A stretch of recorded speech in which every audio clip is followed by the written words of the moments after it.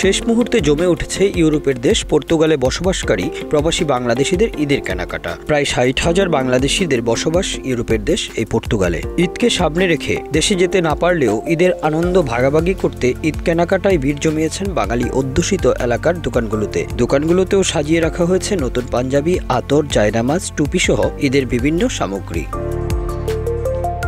সারাদিন কর্মব্যস্ত থাকার পর সন্ধ্যা নামার সাথে সাথেই চলে আসেন অনেকেই কেনাকাটা করতে। পছন্দের কেনাকাটা না করতে পারায় অনেকে আক্ষেপও করেছেন। পাঞ্জাবি কিনছি, সাথে কিনছি একটা পায়জামা, মাঠে নামাজ পড়ার জন্য একটা জায়নামাজ কিনছি। এখানে কালেকশন অনেক ভালো, যার জন্য আমি একটা পাঞ্জাবি নিছি। পাশাপাশি এখানে অনেক ভালো ভালো ব্র্যান্ডের আতর আছে, মোটামুটি রেটটাও ভালো, যার কারণে এখানে আমি কিনছি। বিক্রেতারা জানিয়েছেন গত কয়েক বছরের চেয়ে এবারের বিক্রি বেশ ভালো হয়েছে, তারা সাড়া পাচ্ছেন ভালো। অরবিট ফ্যাশনের স্বত্বাধিকারী পারভেজ আহমেদ জানিয়েছেন, আমরা সব প্রবাসে থাকা বাংলাদেশিদের কথা চিন্তা করে দেশি সব পণ্য বেশি রাখছি, যেন প্রবাসীরা বাংলাদেশি একটা অনুভূতি পায়। মোটামুটি আমরা ভালো সাড়া পাচ্ছি।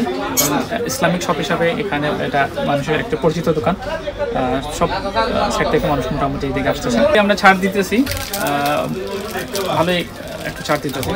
সবাই তো রোজা রমজানের দিন একটু ভালো দেওয়াটাই আমাদের একটু বিশেষ বিশেষত্ব রমজানের মাসে। আলহামদুলিল্লাহ, আমাদের সন্ধ্যার পরে প্রবাসীদের ভালো একটা সাড়া পাচ্ছি পাঞ্জাবির বিক্রির ক্ষেত্রে। তো মনে হচ্ছে যে এইটা মোটামুটি আমাদের স্বাচ্ছন্দ্যময়ভাবে যাবে। ব্যস্ততার কমতি নেই বাংলাদেশি মালিকানাধীন সেলুনগুলোতেও। ঈদকে সামনে রেখে বাংলাদেশের মতো এখানেও চলছে এক মহাযজ্ঞ। সেলুনে ঢুকলেই আপনি ভুলে যাবেন আপনি কি বাংলাদেশে আছেন না ইউরোপে আছেন।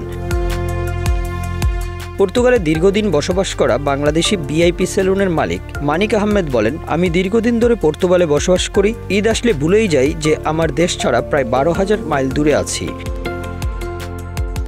দীর্ঘ ১ মাস সিয়াম সাধনার পর এই খুশির ঈদ বয়ে আনুক শান্তি, এমনটা জানিয়েছেন প্রবাসী বাংলাদেশিরা। Bangla affairs news desk.